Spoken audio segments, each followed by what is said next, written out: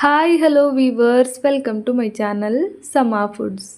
ಇವತ್ತಿನ ವಿಡಿಯೋದಲ್ಲಿ ಚಾಕ್ಲೇಟ್ ಅಂತ ಹೇಳಿ ಹಠ ಮಾಡೋ ಮಕ್ಕಳಿಗೋಸ್ಕರ ಈ ರೆಸಿಪಿನ ಶೇರ್ ಮಾಡ್ತಾ ಇದ್ದೀನಿ. ಅಡುಗೆನೇ ಬರದೇ ಇರೋರು ಕೂಡ ಇದನ್ನು ತುಂಬ ಈಸಿಯಾಗಿ ಮಾಡ್ಬೋದು. ಎಲ್ಲ ಸಾಮಗ್ರಿಗಳು ಮನೆಯಲ್ಲೇ ಇರುತ್ತೆ. ಶಾಲೆಯಿಂದ ಬಂದ ನಂತರ ಮಕ್ಕಳಿಗೆ ಕೊಡೋದಕ್ಕೆ ಅಥವಾ ಶಾರ್ಟ್ ಬ್ರೇಕಲ್ಲಿ ಸ್ನ್ಯಾಕ್ಸ್ ಬಾಕ್ಸ್ಗೆ ಹಾಕಿ ಕಳಿಸೋದಕ್ಕೆ ತುಂಬ ಚೆನ್ನಾಗಿರುತ್ತೆ. ಆರೋಗ್ಯಕ್ಕೂ ತುಂಬ ಒಳ್ಳೆಯದು. ಮಿಸ್ ಮಾಡದೆ ಕಡಿಮೆ ಪ್ರಮಾಣದಲ್ಲಾದರೂ ಒಂದು ಸಲ ಮಾಡಿ ನೋಡಿ. ಮೊದಲಿಗೆ ಒಂದು ಪ್ಯಾನ್ನ ಬಿಸಿಯಾಗೋದಕ್ಕೆ ಇಟ್ಕೊಂಡಿದ್ದೀನಿ. ಆನಂತರ 3 ಚಮಚ ಆಗುವಷ್ಟು ದೇಸಿ ತುಪ್ಪನ ಸೇರಿಸ್ತಾ ಇದ್ದೀನಿ, ಅಂದರೆ ಜವಾರಿ ತುಪ್ಪ. ಇದಾದ ನಂತರ 1/4 ಕಪ್ ಆಗುವಷ್ಟು ಬಾದಾಮಿನ ಸೇರಿಸ್ತಾ ಇದ್ದೀನಿ. ಅಷ್ಟೇ ಪ್ರಮಾಣದಲ್ಲಿ 1/4 ಕಪ್ ಆಗುವಷ್ಟು ಗೋಡಂಬಿನೂ ಸಹ ತಗೊಂಡಿದ್ದೀನಿ. 1 ಕಪ್ ಆಗುವಷ್ಟು ಒಣಕೊಬ್ಬರಿನ ತಗೊಂಡಿದ್ದೀನಿ. ಈಗ ವಾತಾವರಣ ತುಂಬ ತಣ್ಣಗಿರೋದ್ರಿಂದ ಆರೋಗ್ಯಕ್ಕೆ ತುಂಬ ಒಳ್ಳೆಯದು. ಈ ಥರ ನ್ಯಾಚುರಲ್ ಆಯಿಲ್ ಕಂಟೆಂಟ್ ಇರೋಂಥ ರೆಸಿಪಿಗಳು, ಅಂದರೆ ಒಣಕೊಬ್ಬರಿಯಿಂದ ಮಾಡಿರೋಂಥದ್ದು, ಬಾದಾಮಿಯಿಂದ ಮಾಡಿರೋಂಥದ್ದು, ಈ ಥರ ತುಪ್ಪ ಹಾಕಿ ಮಾಡಿರೋಂಥದ್ದು, ಎಳ್ಳು, ಇವೆಲ್ಲ ನಮ್ಮ ಆರೋಗ್ಯಕ್ಕೆ, ನಮ್ಮ ಸ್ಕಿನ್ಗೆ, ಹೇರ್ಗೆ ತುಂಬ ಒಳ್ಳೆಯದು. ಈಗ ನೋಡಿ, ತುಪ್ಪದಲ್ಲಿ ತುಂಬ ಅತಿಯಾಗಿ ಫ್ರೈ ಮಾಡೋದೇನು ಬೇಡ. ಹದವಾಗಿ ಲೈಟಾಗಿ ಫ್ರೈ ಮಾಡಿದ್ರೆ ಸಾಕು. ಈ ಗೋಡಂಬಿ, ಬಾದಾಮಿ, ಒಣಕೊಬ್ಬರಿನೆಲ್ಲ ಈ ಥರ ಚೆನ್ನಾಗಿ ಫ್ರೈ ಮಾಡಿಕೊಂಡು ಒಂದು ಪ್ಲೇಟಲ್ಲಿ ತೆಗೆದು ಸೈಡಲ್ಲಿ ಎತ್ತಿಟ್ಕೊಂಡ್ಬಿಡ್ತೀನಿ. ಇನ್ನು ಉಳಿದಿರೋಂಥ ಅದೇ ತುಪ್ಪಕ್ಕೆ ಆಗಲೇ ಒಣಕೊಬ್ಬರಿ, ಗೋಡಂಬಿ, ಬಾದಾಮಿ ಎಲ್ಲ ಅಳತೆ ಮಾಡಿ ತಗೊಂಡಿದ್ನಲ್ಲ, ಅದೇ ಕಪ್ಪಲ್ಲಿ 2 ಕಪ್ ಆಗುವಷ್ಟು ರಾಗಿ ಹಿಟ್ಟನ್ನು ಸೇರಿಸ್ತಾ ಇದ್ದೀನಿ. ಇದನ್ನು ಘಮ ಬರೋವರೆಗೂ ಕಡಿಮೆ ಉರಿನಲ್ಲಿ ಹದವಾಗಿ ಫ್ರೈ ಮಾಡ್ಕೊಳ್ಬೇಕು.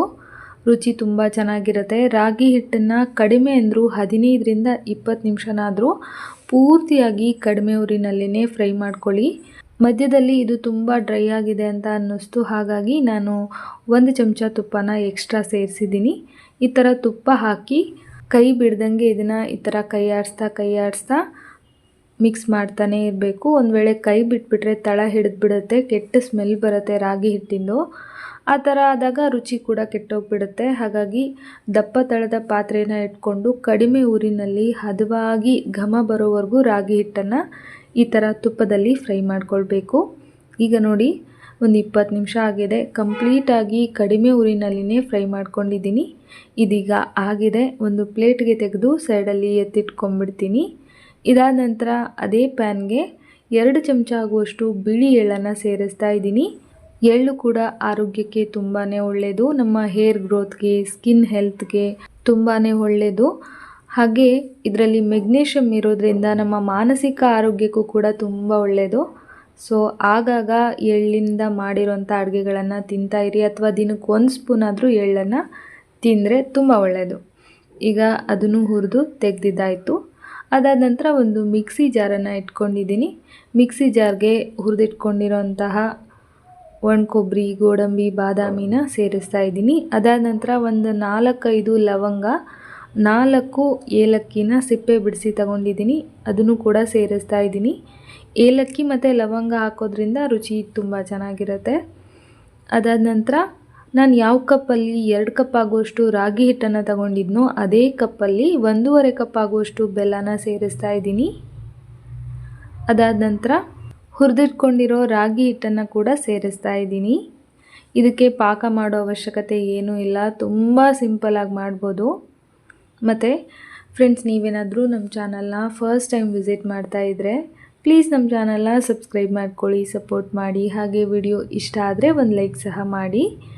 ಈಗ ನೋಡಿ, ಇದೆಲ್ಲನೂ ಚೆನ್ನಾಗಿ ಗ್ರೈಂಡ್ ಮಾಡ್ಕೊಂಡು ಬಂದಿದ್ದೀನಿ. ತುಂಬ ನೈಸಾಗಿಯೇ ಗ್ರೈಂಡ್ ಮಾಡಿ. ನೋಡಿ, ಈ ಥರ ಆಗಿದೆ. ಇದನ್ನು ಒಂದು ಬೇರೆ ಪಾತ್ರೆಗೆ ತೆಗೆದುಬಿಡ್ತೀನಿ. ಮತ್ತ್ಯಾಕೆ ಸುಮ್ಮನೆ ಪಾತ್ರೆ ತೊಳೆಯೋದಕ್ಕೆ ಜಾಸ್ತಿ ಮಾಡಬೇಕು ಅಂತ ಹೇಳಿಬಿಟ್ಟು ಆಗಲೇ ತುಪ್ಪದಲ್ಲಿ ಫ್ರೈ ಮಾಡೋದಕ್ಕೆ ಬಳಸಿದ್ನಲ್ಲ ಪ್ಯಾನ್, ಅದೇ ಪ್ಯಾನ್ಗೆ ತೆಗೆದಿದ್ದೀನಿ. ಈಗ ಒಂದು ಸಲ ಬೆಲ್ಲ, ಏಲಕ್ಕಿ, ಲವಂಗ ಎಲ್ಲ ಹಾಕಿರ್ತೀವಲ್ಲ, ಸೊ ಅದೆಲ್ಲ ಚೆನ್ನಾಗಿ ಹಿಡೀಲಿ ಅಂತ ಹೇಳಿ ಒಂದು ಸಲ ಚೆನ್ನಾಗಿ ಮಿಕ್ಸ್ ಮಾಡಿಕೊಂಡು ಕರಗಿಸಿರೋಂಥ ತುಪ್ಪನ ಒಂದು 2-3 ಚಮಚ ಹಾಕಿದ್ದೀನಿ. ಸ್ವಲ್ಪ ಡ್ರೈ ಅಂತ ಅನ್ನಿಸ್ತು, ಹಾಗಾಗಿ ಇದು ಕಂಪ್ಲೀಟ್ಲಿ ಆಪ್ಷನಲ್ಲು. ಹಾಕಿದ್ರೆ ರುಚಿ ತುಂಬ ಚೆನ್ನಾಗಿರುತ್ತೆ. ಈಗ ಒಂದು ಸಲ ಚೆನ್ನಾಗಿ ಮಿಕ್ಸ್ ಮಾಡ್ಕೊಳ್ತಾ ಇದ್ದೀನಿ. ತುಪ್ಪ ಬೇಡ ಅಂದರೆ ಸ್ಕಿಪ್ ಮಾಡ್ಬೋದು. ಮೊದಲೇ ತುಪ್ಪದಲ್ಲಿ ಫ್ರೈ ಮಾಡಿರ್ತೀವಲ್ಲ, ಮತ್ತೆ ತುಪ್ಪ ಹಾಕೋದು ಬೇಡ ಅಂದರೆ ಅದನ್ನು ಸ್ಕಿಪ್ ಮಾಡಿಬಿಡಿ. ಅದಾದ ನಂತರ ಬಿಳಿ ಎಳ್ಳನ್ನು ಹುರಿದು ತೆಗೆದಿಟ್ಕೊಂಡಿದ್ದೆ ಅಲ್ವಾ, ಅದನ್ನು ಇದ್ರ ಜೊತೆಗೇ ಸೇರಿಸ್ತಾ ಇದ್ದೀನಿ. ಇದನ್ನು ಗ್ರೈಂಡ್ ಮಾಡಿದ್ರೆ ಚೆನ್ನಾಗಿರೋದಿಲ್ಲ, ಆವಾಗವಾಗ ಬಾಯಲ್ಲಿ ತಿನ್ನುವಾಗ ಸಿಕ್ಕರೆ ಚೆನ್ನಾಗಿರುತ್ತೆ ಅಂತ ಹೇಳಿ ಅದನ್ನು ಗ್ರೈಂಡ್ ಮಾಡಿಲ್ಲ. ಇದಾದ ನಂತರ 2 ಚಮಚ ಆಗುವಷ್ಟು ಕಾಯಿಸಿ ಸ್ವಲ್ಪ ಬೆಚ್ಚಗಿರುವಂಥ ಹಾಲನ್ನು ಸೇರಿಸ್ತಾ ಇದ್ದೀನಿ. ಹಾಲು ಸೇರಿಸಿ ನೀಟಾಗಿ ಮಿಕ್ಸ್ ಮಾಡಬೇಕು. ಜಾಸ್ತಿ ಒಟ್ಟಿಗೆ ಹಾಕಿಬಿಟ್ರೆ ತೆಳುವಾಗೋ ಚಾನ್ಸಸ್ ಇರುತ್ತೆ. ಹಾಗಾಗಿ ನೋಡಿಕೊಂಡು ಸ್ವಲ್ಪನೇ ಹಾಲನ್ನು ಹಾಕಿ ಮಿಕ್ಸ್ ಮಾಡ್ಕೊಳ್ಳಿ. ನನಗಿಲ್ಲಿ ಟೋಟಲಾಗಿ ಒಂದು 3 ಚಮಚ ಹಾಲು ಬೇಕಾಯಿತು. ಈಗ ಇದನ್ನು ಚೆನ್ನಾಗಿ ಕಲಿಸ್ಕೊಳ್ಬೇಕಾಗತ್ತೆ. ಈ ಚಪಾತಿ ಹಿಟ್ಟನ್ನೆಲ್ಲ ನಾದ್ಕೊಳ್ತೀವಲ್ಲ, ಅದೇ ಥರ ಹಿಟ್ಟನ್ನು ಕಲಿಸ್ಕೊಳ್ತಾ ಇದ್ದೀನಿ. ಈ ಥರ ಕಲಿಸ್ತಾ ಹೋದಂಗೆಲ್ಲ ತುಪ್ಪ ಎಲ್ಲ ಬಿಟ್ಕೊಂಡು ಶೈನಿಯಾಗಿ ನೋಡೋದಕ್ಕೆ ಸೇಮ್ ಟು ಸೇಮ್ ಚಾಕ್ಲೇಟ್ ಥರನೇ ಕಾಣಿಸುತ್ತೆ. ನಾನೀಗ ಒಂದು ಟ್ರೇನ ಇಟ್ಕೊಂಡು ಅದಕ್ಕೆ ಒಂದು ಸ್ವಲ್ಪ ತುಪ್ಪನ ಸವರ್ಕೊಳ್ತಾ ಇದ್ದೀನಿ. ನಾನಿಲ್ಲಿ ಬರ್ಫಿ ಥರ ಮಾಡ್ತಾಯಿದ್ದೀನಿ ಸ್ಕ್ವೇರಲ್ಲಿ, ಹಾಗಾಗಿ ಈ ಥರ ಮಾಡ್ಕೊಳ್ತಾ ಇದ್ದೀನಿ. ಬೇಡಪ್ಪ ಇದ್ರಗಳೇ ಅನ್ನೋದಾದರೆ ಉಂಡೆ ಥರ ಕಟ್ಟಿ ಕೂಡ ಇಟ್ಕೊಳ್ಬೋದು, ಲಡ್ಡು ಕೂಡ ಮಾಡ್ಕೊಳ್ಬೋದು, ಚೆನ್ನಾಗಿರುತ್ತೆ.